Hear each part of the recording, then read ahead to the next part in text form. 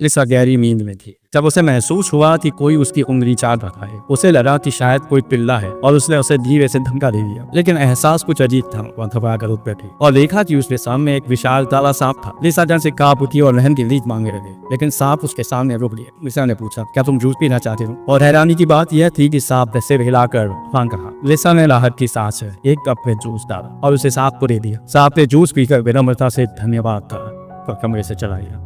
अगली शाम लिसा ने पहले से ही जूस तैयार कर लिया और सोने चली गई। काला सांप फिर से उसके कमरे में चुपके से आया। प्रत्येक बार उसने लिसा को पहने जगाया और उसकी अनुमति मिलने के बाद ही पीना शुरू की। अब लिसा उस शिष्ट सांप से परेशान हो चुकी थी, इसलिए वह अपना तकिया लेकर बालकनी में जाकर सो गए। उधर जब सांप जूस पी कर निकल रहा था तो उसका सामना लिसा की दोस्त मैरी से हो गया। मैरी ने कमरे में लिसा को नहीं देखा तो उसने सोचा कि सांप ने लिसा को खा लिया है। गुस्से में उसने सांप को ललकारा, उसे अभी बाहर निकालूंगी। सांप ने सिर हिलाया, लेकिन मैरी ने समझा कि वह मना कर रहा है। उसने एक शक्तिशाली जादुई हमला किया और सीधे सांप के शरीर में कूद पड़ी ताकि लिसा को बचा सके। चोट सुनकर लिसा बाहर आई और तभी सांप ने मैरी को मार उगल दिया। मैरी सांप के शरीर से एक चमकता हुआ जादुई गोला लेकर बाहर निकली। तुरंत ही काला सांप सिकुड़कर एक प्यारे छोटे सांप में बदल गया।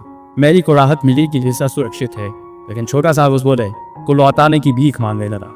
मैरी ने कहा कि वह कुछ दिन तक गोला अपने पास रखेगी ताकि सांप ठीक से व्यवहार करे। छोटा सांप चुपके से मैरी के दरवाजे खटा था और हाल जानने की कोशिश करता। आखिरकार मैरी ने उसे अंदर बुलाया, माफी के तौर पर उसका पसंदीदा जूस दिया और गोला लौटा लिया। सांप ने गोला निकल लिया और तुरंत एक विशाल काले अजगर में बदल गया।